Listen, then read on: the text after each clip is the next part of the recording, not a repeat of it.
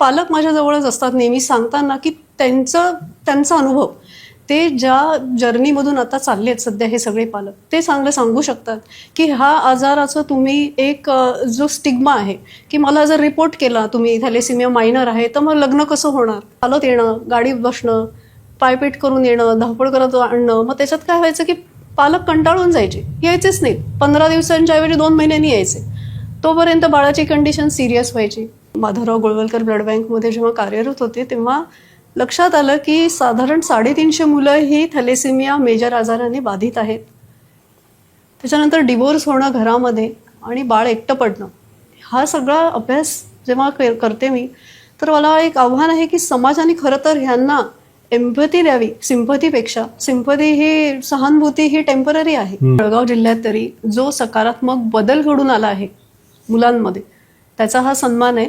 आणि ह्याचं संपूर्ण श्रेय जे आहे ते माझे थॅलेसिमिया परिवारातले जे पालक आहेत, ज्यांनी माझ्यावर विश्वास ठेवला. एवढे वर्ष मी जे काम करते, पेशंट्स आहेत, पालक आहेत, माझे सर्व टीम मेंबर्स आहेत, त्यांना मी तो समर्पित करते.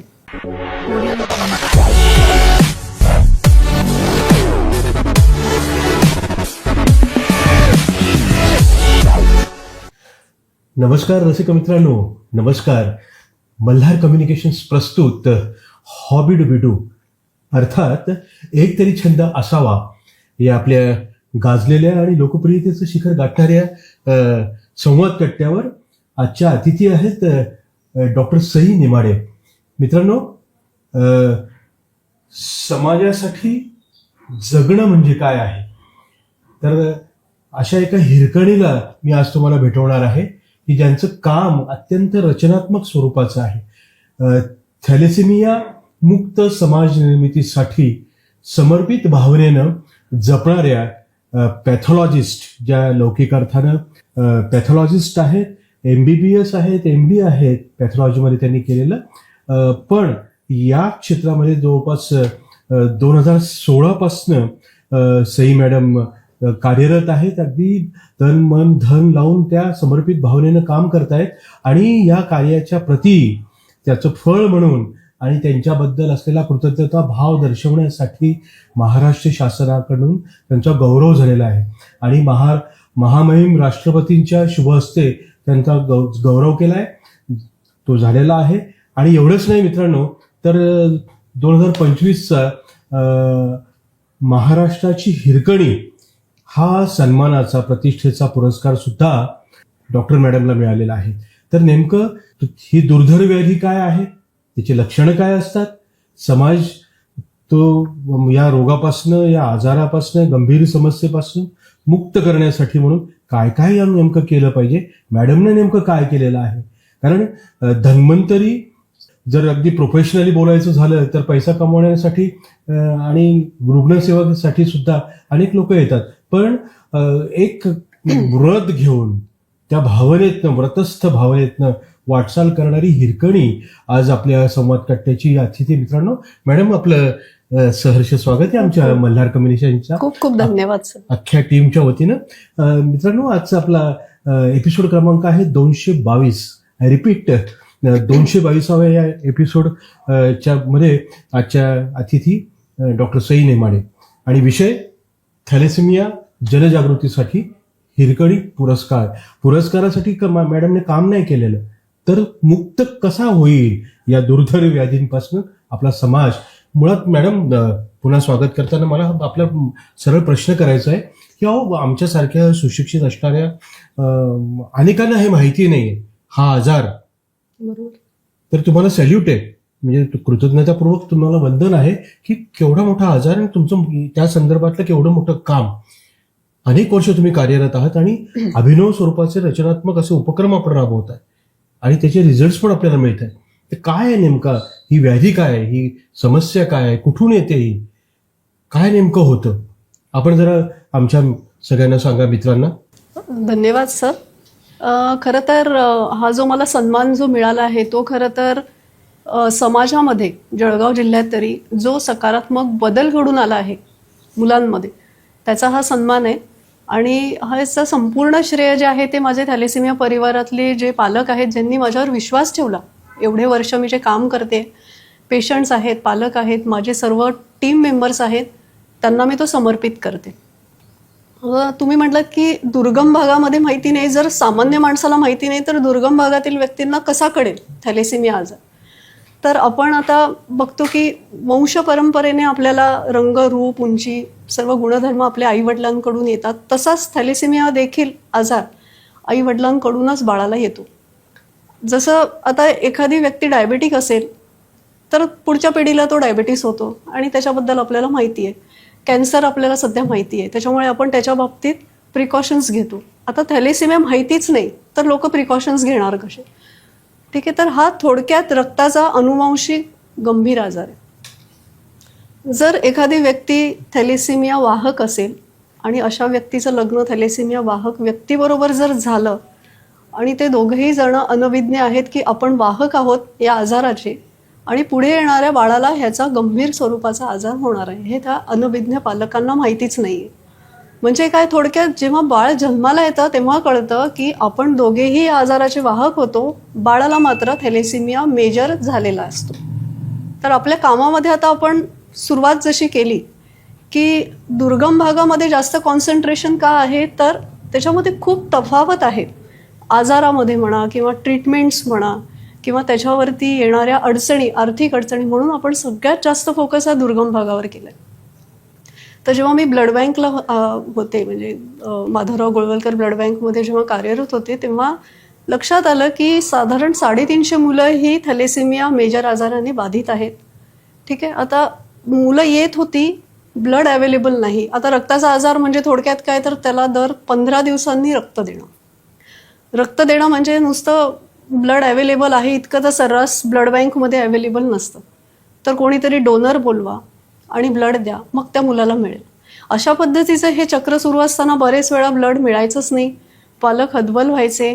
कालांतराने ह्या पालकांमध्ये अक्षरशः डिवोर्स होतात, आजी आजोबा बाळाला घेऊन येतात, आर्थिक अडचणींनी संपूर्ण कुटुंब होरपळून जातं.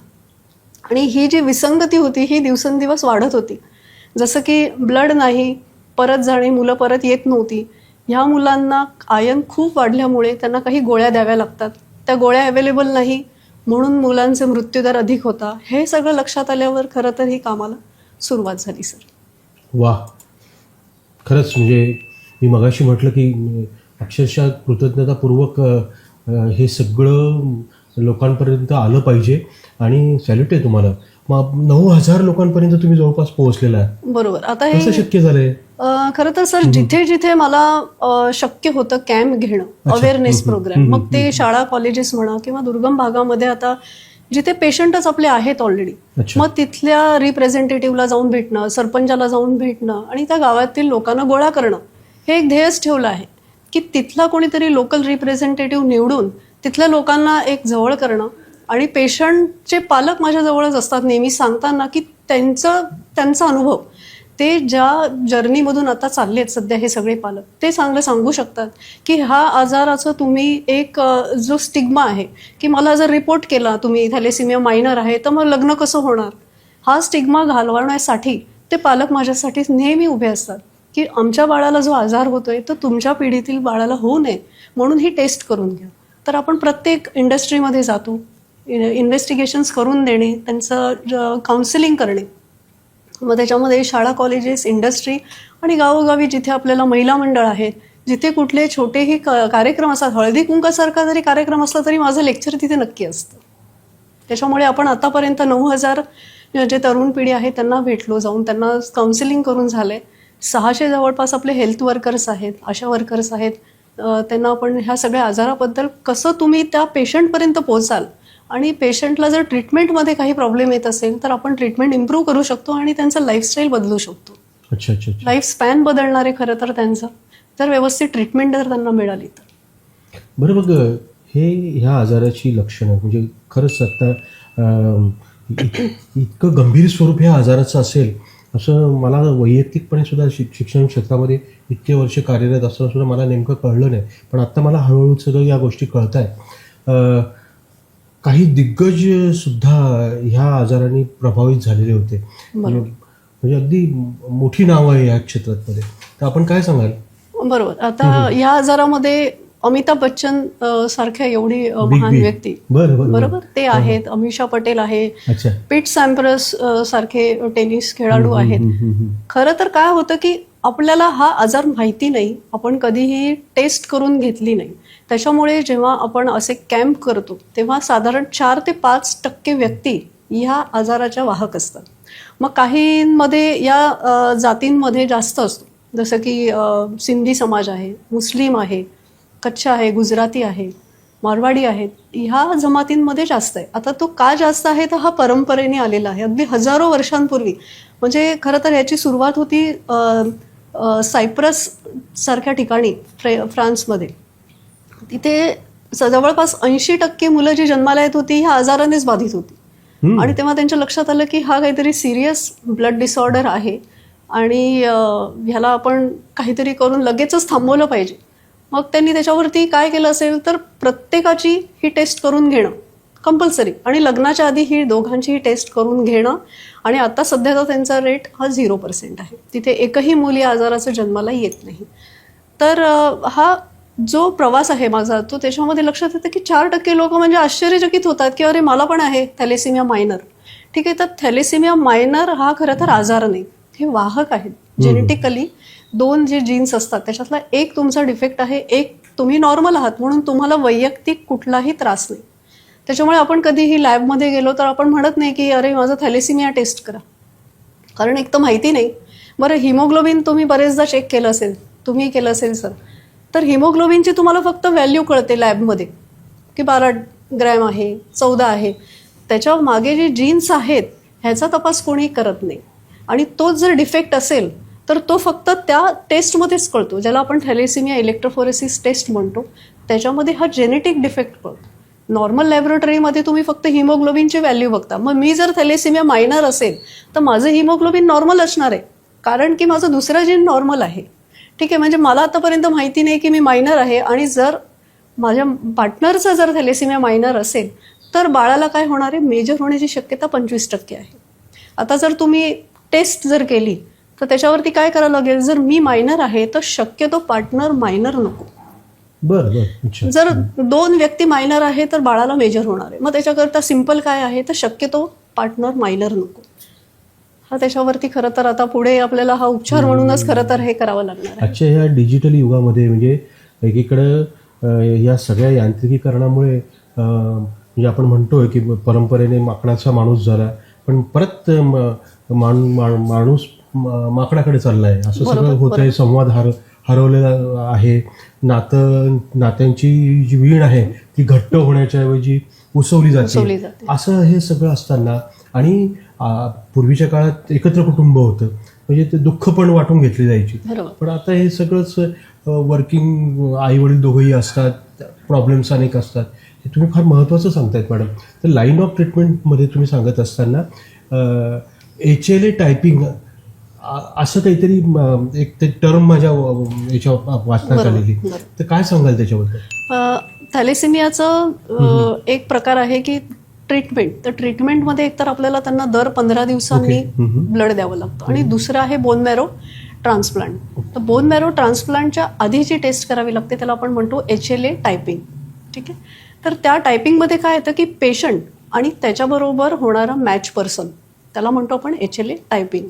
तर ती टेस्ट खूप खर्चिक आहे. ती टेस्ट साधारण एका मुलाचा जर खर्च झाला तो साधारण 10,000 ते 12,000 रुपये एका मुलाचा. तर अशा पद्धतीने आपण पूर्ण जळगाव जिल्ह्यासाठी टेस्ट फ्रीमध्ये केली होती. आणि त्याच्यामध्ये जे मॅच झाले, जसं आपल्याला ब्लड द्यायचं झालं तर आपण ब्लड ग्रुप आणि क्रॉस मॅच करून देतो, आणि जे क्रॉस मॅच होतं तेच ब्लड देत आहे. तर त्याच पद्धतीने बोन मॅरोसुद्धा ज्या व्यक्तीशी मॅच होतो त्याचा बोन मॅरो ह्या पेशंटला दिला जातो. आणि ह्या टेस्टनंतर आपल्या जिल्ह्यामध्ये ज्या मुलांचा मॅच झाला आहे त्यांचं आपण पुढे जाऊन बोन मॅरो ट्रान्सप्लांटसुद्धा केलं आहे. आणि आता 4 मुलं ही बोन मॅरो ट्रान्सप्लांट करून आज 2 वर्ष झाले आहेत आणि रोगमुक्त आहेत. सध्या त्यांना ब्लड लावावं लागत नाही. त्यांचं हिमोग्लोबिन आता सध्या 12 आहे. Great great great. बरं, मग हा सगळ्यात खर्चिक गोष्टी असतात, तर काही योजना शासकीय, आता एक डॉक्टर म्हणून सुद्धा, आणि यात मला तरी दुसरं नाव दिसत नाही आहे. म्हणजे डॉक्टर सही नेमाडे हे नाव जर सोडलं तर या गंभीर समस्येच्या बाबतीमध्ये इतक्या म्हणजे जाणीवपूर्वक काम करणाऱ्या अशा दुसऱ्या कोणी नाही. आता ती संख्या वाढेल, आपण पॉझिटिव्हली तशी अपेक्षा करायला काही हरकत नाही. पण मग काही शासकीय योजना आहेत हा आर्थिक भार जो आहे तो हलका करण्यासाठी? बरोबर सर. सगळ्यात मुख्य म्हणजे काय की ह्या मुलांना दर 15 दिवसांनी रक्त लागतं. रक्त पूर्णपणे मोफत दिलं जातं सरकारकडून, ते पूर्ण मोफत आहे. परंतु त्यांना आयर्न जे काढावं लागतं शरीरातून, म्हणजे एक्सिस जे आपण ब्लड दिलं जातं, म्हणजे एकीकडे आपण हिमोग्लोबिन मेंटेन करण्याकरता ब्लड देतोय आणि त्या ब्लडमधलंच आयर्न त्यांच्या शरीरात वाढते. मग ते पॅनक्रियाज, हार्टमध्ये, लिव्हरमध्ये ठिकठिकाणी जातं. ते काढण्याकरता त्यांना औषधं द्यावी लागतात आणि त्याचा खर्च साधारण महिन्याचा 6,000 ते 7,000. तर आपण हा जेव्हा सगळं स्टडी केला तेव्हा एक लक्षात आलं की मुलं फक्त रक्त घेत होती, मग त्याच्याकरता लागणाऱ्या विविध तपासण्या कोणी कधी केल्याच नाही. त्याच्यामुळे मृत्यूदर वाढला होता इथे. मग ते काम करत असताना पहिलं एक होतं की आर्थिक भार कमी होणं. मग त्याच्यात वेगवेगळी अंग आहेत की ती प्रवास करून येत होती, मग 9-10 किलोमीटरवरून प्रवास चालत येणं, गाडीत बसणं, पायपीट करून येणं, धावपळ करत आणणं. मग त्याच्यात काय व्हायचं की पालक कंटाळून जायचे, यायचेच नाहीत. 15 दिवसांच्या ऐवजी 2 महिन्यांनी यायचे. तोपर्यंत बाळाची कंडिशन सिरियस व्हायची. मग आपण त्याच्यावरती एक पर्याय काढला की शासकीय योजना आणणं गरजेचं होतं. त्याच्यात महात्मा ज्योतिबा फुलेंचं एक प्रकाश चिल्ड्रन होमला आपलं स्पेशल थॅलेसिमिया युनिट सुरू केलं. मग त्याच्यामध्ये आल्यानंतर 120 मुलं रजिस्टर झाली. प्रत्येकाचं हिमोग्लोबिन कमी, कोणाचं फेरिटिन जे आयर्न म्हटलं ते खूप जास्त, कोणाचं स्प्लीन साईज खूप जास्त, कोणाला सतत ताप, कोणाचं अंग दुखणं, कोणाला रिजेक्शन्स होणं, ब्लड सतत त्यांना उलट्या होणं. हे करण्याकरता आपण ते युनिट उभं केल्यावर एकत्रितपणे 120 मुलांचं आपल्याला स्टडी करता आलं की नक्की कुठे प्रॉब्लेम येत आहेत. त्या अनुषंगाने आपण डोर टू डोर व्हेकल सुरू केले. त्याच्यामध्ये मुलांना अक्षरशः घरून ही आनंदाने मुलं येतात, आनंदाने मुलं परत जातात. डोर टू डोर आपली गाडी जाते, त्यांना घेऊन येते आणि घेऊन जाते.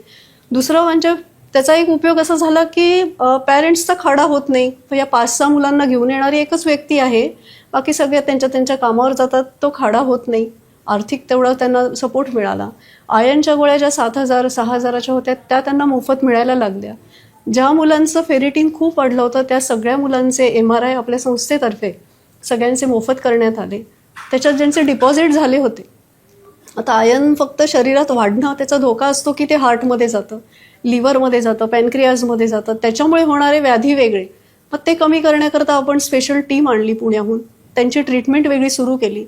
त्याच्यात लक्षात आलं की 8 मुलांना हिपॅटायटिस C झाला आहे. हिपॅटायटिस C हा रक्त दिल्यामुळे होतो. मग त्याची व्हायरॉलॉजीमध्ये ट्रीटमेंट सुरू करणं, सोनोग्राफी करून घेणं. म्हणजे हे जेव्हा युनिट उभं राहिलं तेव्हाच हे लक्षात आलं की हे सगळे गोष्टी ह्यांच्या केल्याच नाही आहेत कधी, आणि त्याच्यामुळे 2 वर्षामध्ये मृत्यूदर खूप कमी झाला.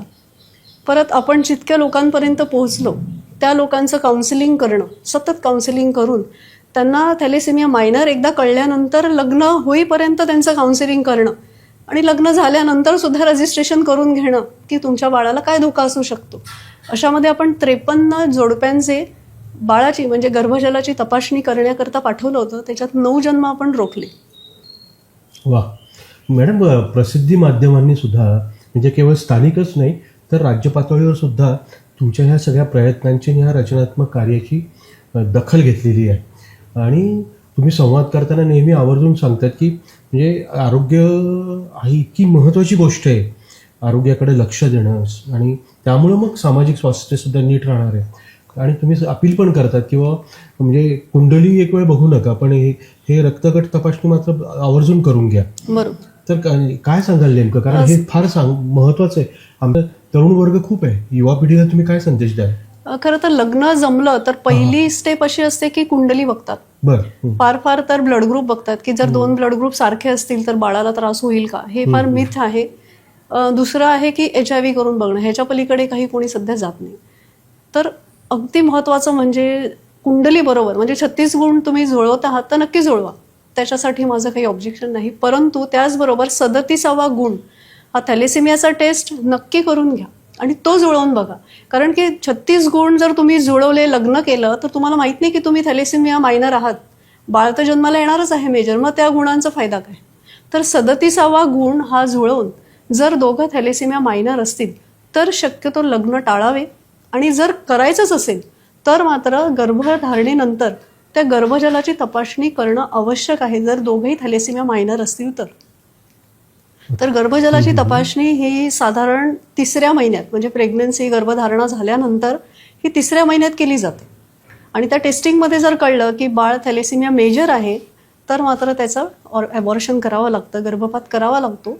आणि जर नसेल तर प्रेग्नन्सी कंटिन्यू होते. आणि हे मात्र प्रत्येक गर्भधारणेत करावं लागतं जर 2 व्यक्ती थॅलेसिमिया मायनर असतील तर. आता दुसरा एक तुम्ही म्हटलं की तरुण पिढीला सांगण्याचा विषय आहे म्हणजे नात्यात लग्न करणं. हे अगदी सर्रास केलं जातं. म्हणजे आता सध्या समाजाची अशी स्थिती आहे की मुली मिळत नाही तर मामाची मुलगी, आतेभाऊ हे अगदी सर्रास लग्न केलं जातं. म्हणजे काही ठिकाणी तर अगदी सख्या चुलत काकांच्या मुलांशी लग्न केलं जातं. त्याच्यामुळे काय होणार आहे की थॅलेसिमिया तर आजार ठीक आहे की तो अनुवंशिक आहे, म्हणजे तो येण्याची शक्यता असते आणि काही जमातींमध्ये जास्त आहे तर ती तर येणार आहे. परंतु त्याच्यानंतर पुढे जाऊन कॅन्सर किंवा डायबिटीज, सिकल सेल ॲनिमिया हे आजार देखील आहेत. म्हणजे माझ्याकडे थॅलेसिमियाचे असे 15 पालक आहेत जे नात्यात लग्न केलेले. त्यांची पोरं थॅलेसिमिया मेजर आहेत. त्याच्या ॲक्च्युली अशी खंत आहे की त्याच्यात आई किंवा वडिलांना कुठला तरी कॅन्सर पण झाला आहे. म्हणजे संपूर्ण कुटुंब हे असं म्हणजे झुंपलं आहे त्या आजारात की पोराला तर हॉस्पिटलला न्यायला सुद्धा कोणी नाही, कारण आईला इथे कॅन्सर आहे, ती एक वेगळीच तिचं आयुष्याशी लढा चालू आहे आणि इथे पोराचाही बघायचं आहे. म्हणजे हा जो स्टडी सगळा केला तर मला आता एक आवर्जून सांगायचं वाटतं की नात्यात लग्न अजिबात करू नका. लाख लाख मोलाचा सल्ला आहे हा, की नात्यात अजिबात लग्न करू नका. बरं मॅडम, हे तुमचं सगळं समर्पण 2016 सुरू झालेली ही सगळी प्रॅक्टिस, ह्या सगळ्या भागामध्ये या संदर्भात असलेली ही सगळी गंभीर समस्या आणि ते रुग्ण पाहणं, त्यांची लाईन ऑफ ट्रीटमेंट, नंतर पालकांना आणि ह्या प्रत्यक्ष रुग्णाला सुद्धा आलेलं नैराश्य, डिप्रेशन, विकारार्थनं ते टाळण्यासाठी म्हणून तुम्ही काउन्सिलिंग पण करता. तर त्या संदर्भामध्ये तुम्ही अनेक, म्हणजे मला माहिती आहे रोटरी वेस्ट परिवाराशी तुम्ही संबंधित आहात, तुम्ही कोस्टा फाउंडेशनच्या विद्यमान संचालिका आहात, अनेक सेवाभावी संस्थांशी तुम्ही संबंधित आहात. तर आमच्या महाविद्यालयीन जीवनामध्ये NSS असतं, NCC असतं, ते स्वयंसेवक पण असतात. त्यांच्याकडे म्हणजे बऱ्याच वेळेला फॉर्मल स्वरूपाचं काम असतं. विद्यापीठाने आदेश द्यायचा, ते काम करायचं, सर्टिफिकेट मिळवायचं वर्षाकाठी वगैरे वगैरे. पण ही दुर्धर व्याधी, याच्या संदर्भात आपण ह्या सगळ्या यंग जनरेशन आणि हे स्वयंसेवक जे आहेत त्यांचा कसा उपयोग करून घेऊ शकतो? बरोबर. खरं तर हा आजार मानसिक आणि आर्थिक दृष्ट्या संपूर्ण होरपळून काढतो. मानसिक म्हणजे काय तर 15 दिवसांनी तुम्हाला ती सुई टोचायची. म्हणजे रक्त घेणं काही इतकं सोपं नाही. 15 दिवसांनी ती पूर्ण हार्ड झालेली असते, कडक वेन असते, त्याच्यात ते जात नाही. बरेचदा 2-3दा 4दा ते प्रिक करायचं. म्हणजे तो मानसिक तो मूल खचलेलं असतं. आर्थिक तुम्हाला सांगितलं जसं येणं जाण्याचा प्रवास आहे, किंवा ॲडिशनली जेव्हा त्यांना जास्त काहीतरी होतं गंभीर, तेव्हा त्याचे इन्व्हेस्टिगेशन, त्याची ट्रीटमेंट, स्पेशल डॉक्टर्स, तो आर्थिक खर्च, आणि समाजाकडून कुठेतरी नाही म्हटलं तरी त्यांना वाईट टाकलं जातं. त्याचं कारण असं आहे की दर 15 दिवसांनी ब्लडसाठी डोनर मागणं, तेव्हा समाज म्हणतो की काय सारखं सारखं काय मागतायत. त्याच्यानंतर डिवोर्स होणं घरामध्ये आणि बाळ एकटं पडणं, हा सगळा अभ्यास जेव्हा करते मी, तर मला एक आव्हान आहे की समाजाने खरं तर ह्यांना एम्पॅथी द्यावी. सिंपथी ही, सहानुभूती ही टेम्पररी आहे. त्यांच्या भावना समजून घेणं. तर त्यांच्या नैराश्यावरती मी एक काम असं करते की त्यांचे विविध कार्यक्रम घेते. जसं आता मागे आपण एक असा उपक्रम घेतला की त्यांनी ब्लड डोनेशन, जेव्हा ब्लड घेत होती मुलं, ट्रान्सफ्युजन सुरू असताना चित्र काढणे, त्यांना जशी पाहिजे तशी. आणि आपण भाऊंच्या उद्यानामध्ये त्याचं एक एक्झिबिशन ठेवलं आणि विविध चित्रकार आले होते आपल्यासाठी बघायला. तर त्यांना इतकं आश्चर्य वाटलं की मुलांनी काढलेली नुसती रेष ती सुद्धा दर्शवते की किती पेन आहे त्यांना. म्हणजे रागाने जोरजोरात आखणं रेषा आणि एक स्मूथनेस, हा फरक त्या चित्रकारांना कळला. आणि ही सगळी चित्र आपण बल्गेरिया, युरोपला पाठवली होती आणि मुलं अतिशय खुश होती की आमचं एक्झिबिशन होतं आहे आणि आमची चित्र बाहेर जात आहेत. त्याच्यानंतर दुसरा कार्यक्रम होता की किशोरीताई शहाणे जेव्हा जळगावमध्ये आल्या होत्या तेव्हा आपण एक डान्स प्रोग्राम ठेवला होता. आणि सुरुवातच अशी होती की अरे रे बिचारा, हे आम्हाला ऐकायचं नाही आहे, आम्हाला आता आमच्या पद्धतीने जगायचं, तर तुम्ही ऐका आमचं. तशा पद्धतीने त्यांनी डान्स केला. वरती त्यांना असं किशोरीताईंना वाटलं की ही मुलं थॅलेसिमियाची तर नाहीच आहेत, कारण की अतिशय पॉझिटिव्ह मुलं, की आम्ही काही बिचारे वगैरे राहिलो नाही आहात.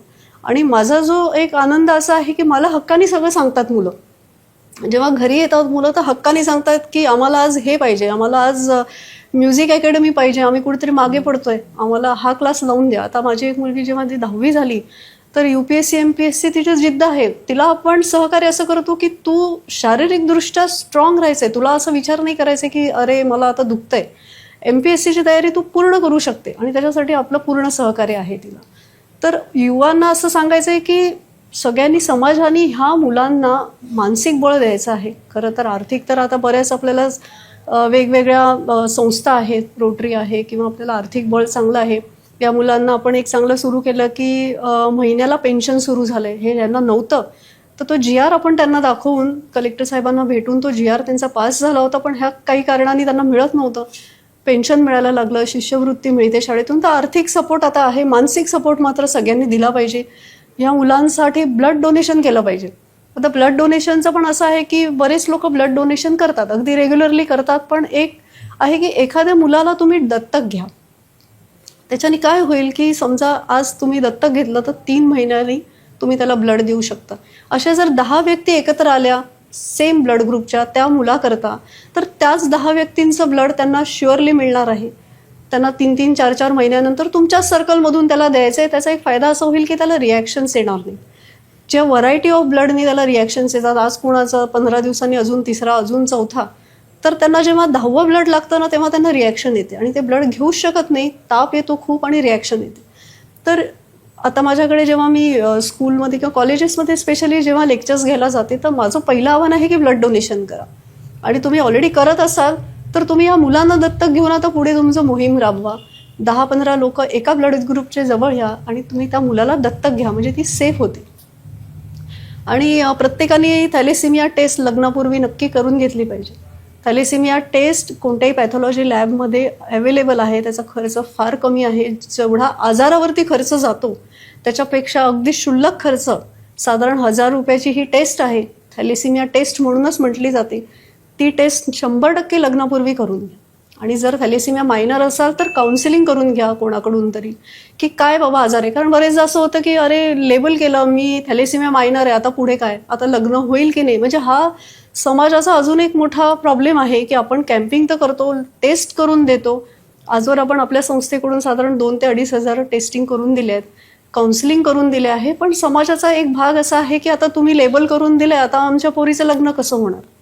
परंतु जेव्हा ह्याच्या पुढे आपण काउन्सिलिंग करतो की हे जर तुम्ही लपवलं आणि जर तुमच्या त्या मुलीचं लग्न अशाच एखाद्या मुलाबरोबर झालं ज्याला पण थॅलेसिमिया मायनर आहे, तर त्याला होणाऱ्या बाळाचं काय पुढे. तर हे सगळं टाळण्याकरता तो रिपोर्ट लपवू नका, हे काउन्सिलिंग करण्याची गरज असते. जसं थॅलेसिमिया मायनर आपण जोडप्यांचं काउन्सिलिंग करतो, जसे आता आपण 53 जणांचे केले होते, तर त्या काउन्सिलिंगमध्ये आपण पुढचंही सांगतो की तुम्ही जर हे टेस्ट केले नाही, गर्भजलाची तपासणी जर तुम्ही मायनर आहात आणि टाळली किंवा लपवली किंवा करायची नाही आहे तुम्हाला, जे होईल ते होईल, मग त्या बाळाचा पुढचा प्रवास, बाळाचं आयुष्य कमी असतं. बाळाला जन्मतः आजार होतो.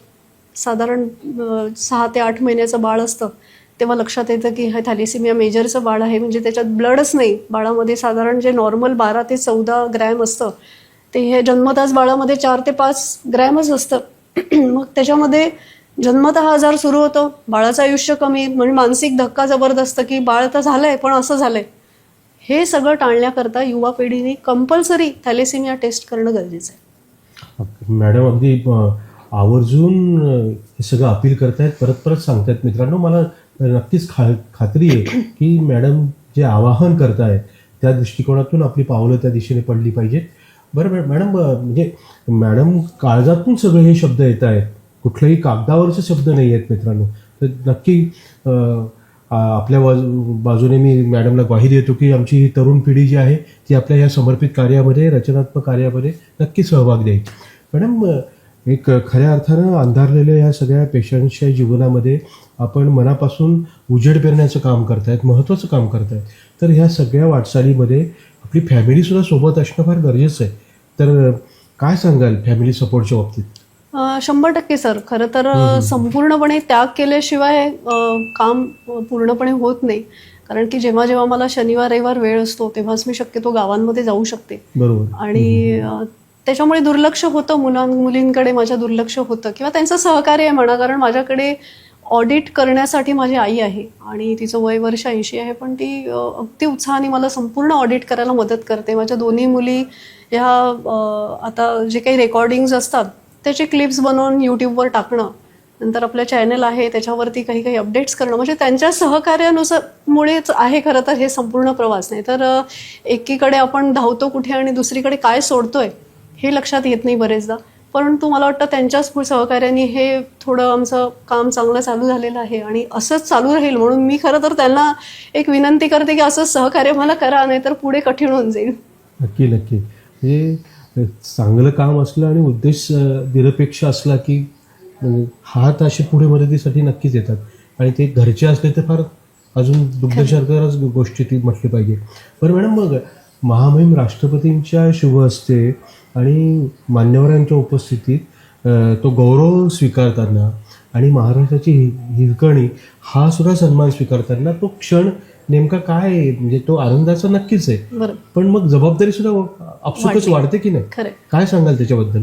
मी जसं म्हणलं सर सुरुवातीला की हा जो सन्मान आहे हा फक्त थॅलेसिमियात काम केलंय त्याचा नाहीये. खरं तर हा जो सकारात्मक बदल झालाय आपल्या समाजामध्ये. आधी सुरुवातीला काय व्हायचं की जेव्हा मी काम सुरू केलं तर बरेच लोक म्हणायचे अरे करू नको, अरे हे काही सक्सेस होत नाही, हे काही करू नको, तू मुलं अशी जन्माला येणारच आहेत, आपल्याकडे अशी 350 पोरं आहेत तिथे येणार. हा जो नकारात्मक विचार होता आणि बरेचदा असं यायचं की अरे ब्लडच्यासाठी काय बदल होणार आहे ह्यांच्यामध्ये, तो बदल आता झालेला आहे सर. आणि पालकांमध्ये एक विश्वास झाला की आज जर आम्हाला एखादा या पोराला गंभीर आजार झाला तर आमची संस्था पूर्णपणे त्यांच्या पाठीशी आहे.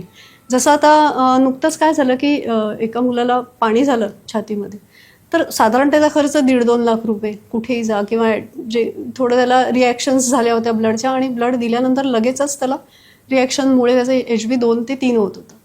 मग त्याला आपण संपूर्ण सपोर्ट करतो की तू कुठेही जा, ॲडमिट हो, तुला जो काही खर्च आहे तो आम्ही करू. हा जो सकारात्मक बदल झालेला आहे की काउन्सिलिंग करणं लोकांचं आणि काय होणार आहे पुढे, बाळ कसं जन्माला येणार आहे हे काउन्सिलिंग करून आपण जे जन्म आपण रोखले आहेत, हा सकारात्मक बदलाचा खरं तर हा सन्मान आहे. म्हणजे आपल्या प्रेसिडेंट मॅडम ज्या होत्या तर त्यांना एक जाणवलं की संपूर्ण अँगलनी तुम्ही हा विचार केला. म्हणजे फक्त जनजागृती करणं ते तेवढंच न ठेवता आपण ज्या अडचणी मुलांना येत आहेत, जसं आता साधी गोष्ट आहे की 10-12 किलोमीटर मुलं चालत येतात, त्याच्यावर आपण लगेच केलं की ठीक आहे तुम्हाला गाडी करून देतो. आता एक नवीन आपण संकल्प असा केला आहे की या 1 महिन्यामध्ये तो पूर्ण करायचा आहे की ह्या मुलांचं आयन खूप वाढलं आहे सर. आता आयन वाढल्यामुळे ह्या मुलांना रात्रभर पंप लावून ठेवायचा आहे. तो पंप रात्रभर त्यांच्या पोटाला ती सुई असते आणि ते संपूर्ण आयन खेचून घेतं. तर साधारण त्याचा खर्च महिन्याचा, म्हणजे पंप आहे एक साधारण 25-30-40 हजारापर्यंत आणि त्याला जे इंजेक्शन लागतं तर ते साधारण 10,000पासून ते पुढे, म्हणजे 10,000-50,000पर्यंत त्याची कॉस्ट आहे. तर आपण ती एक पंप लायब्ररी सुरू करतोय आणि त्या लायब्ररीमध्ये असं आहे की पंप घेऊन द्यायचा. ज्या मुलांना तो पंप लागणार आहे तो त्यांनी घेऊन जावा हॉस्पिटलला. सुई आपण इथून इंजेक्शन्सचे जे वायल्स आहेत ते त्यांना देणार. ते वायल्स लावले की पंप परत त्यांनी रिटर्न करा. हा आपला पुढची स्टेप आहे. म्हणजे मॅडमना त्याचंच कौतुक होतं की तुम्ही प्रत्येक अँगलवरती ह्याचा स्टडी करून आज तुमचा जिल्हा हा मला वाटतं आनंददायी आहे जास्त. जिथे तुम्ही नकारात्मक काही जिल्ह्यांमध्ये आहे की अरे कोणीच नाही, कोणीच आम्हाला मदत नाही आहे, तर अशा अनेक संस्था मला जोडल्या गेल्यात. रोटरी आहे, केशवस्मृती आहे, आश्रय म्हणून ठाण्याचं मी त्याचे सदस्य आहे. तर त्यांच्या टीममध्ये मी नाशिकलाही जनजागृती प्रोग्राम घेत असते. तर अशा अनेक संस्थांनी जर एकत्रितपणे कार्य केले तर मला वाटतं थॅलेसिमिया मुक्त समाज व्हायला फार वेळ लागणार नाही. निर्माण झालेले आपल्या या कामामुळं कमिटमेंट म्हणजे काय, झुकून देणं म्हणजे काय, समर्पण म्हणजे काय, हे तुमच्याकडे पाहिल्यानंतर आणि तुम्हाला ऐकल्यानंतर खऱ्या अर्थानं आमच्या सगळ्यांच्या लक्षात येतं आहे.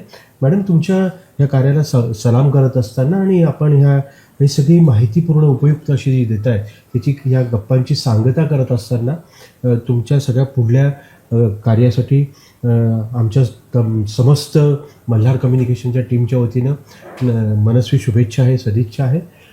जाताना फक्त आपण अपील करता आहात आपल्या कॉन्टॅक्ट नंबर आमच्या ह्या सगळ्या मित्रांसाठी, कारण जे आपल्या ह्या सगळ्या कार्यामध्ये सामील होऊ इच्छितात, दुर्गम भागातले सुद्धा आपले व्ह्युअर्स आहेत, तर त्यांना आपला नंबर पण सांगा आणि कोसला फाउंडेशन हे नेमकं काय करतं ते पण सांगा. मग आपण या ठिकाणी थांबूया. बरोबर.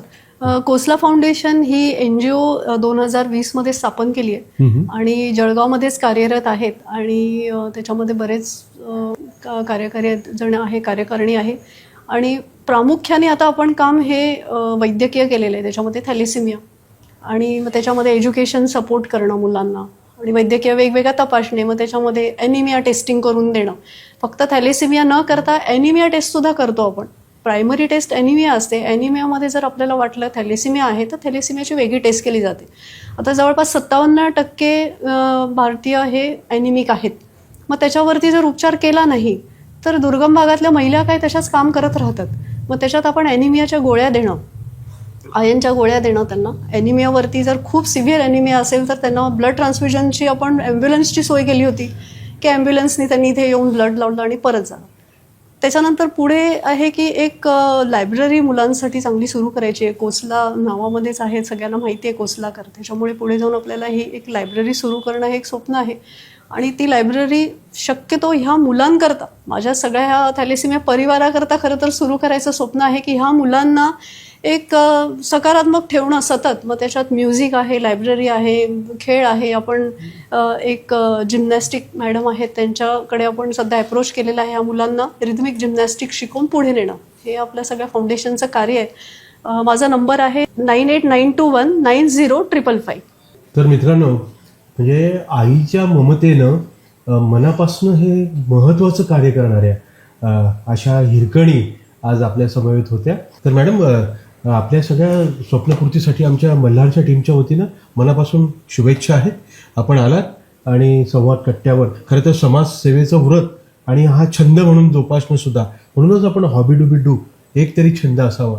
तुम्हाला तर हा महत्त्वाचा रचनात्मक स्वरूपाचा छंद आहे. तर सॅल्यूट आहे आणि शुभेच्छा पण आहे. नमस्कार.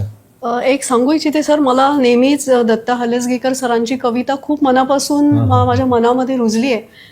ती म्हणजे, ज्यांची बाग फुलली त्यांनी 2 फुले द्यावीत, प्राक्तनाचा अंधार तिथे प्रकाशाचा गाव न्यावा, ज्यांची आभाळा एवढी उंची त्यांनी खाली यावे आणि ज्यांचे जन्म मातीत मिसळले त्यांना उचलून वर घ्यावे.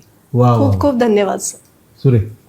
नमस्कार, मी डॉक्टर सई नेमाडे. मी MD पॅथॉलॉजिस्ट आहे आणि आज मला देशमुख सरांनी इथे थॅलेसिमिया जनजागृतीबद्दल मुलाखतीसाठी बोलवलं होतं. तर मी मल्हारा कम्युनिकेशन्सचे खूप खूप आभार मानते की हा अतिशय स्तुत्य कार्यक्रम त्यांनी सुरू केला आहे, जेणेकरून युवा पिढीपर्यंत आव्हान जे मला द्यायचं आहे ते अगदी छान पोहोचणार आहे. या चॅनलला तुम्ही सबस्क्राईब करा, लाईक करा आणि जास्तीत जास्त लोकांना शेअर करा, जेणेकरून हा विषयसुद्धा पोहोचणार आहे. कमेंट्स नक्की करा, कारण की आपण या कमेंट्सनुसारच खरं तर काम करतो की ज्या लोकांना ज्या अडचणी येत आहेत थॅलेसिमिया बाबतीत स्पेशली, त्या आपण नक्कीच पूर्ण करण्याचा प्रयत्न करू. धन्यवाद.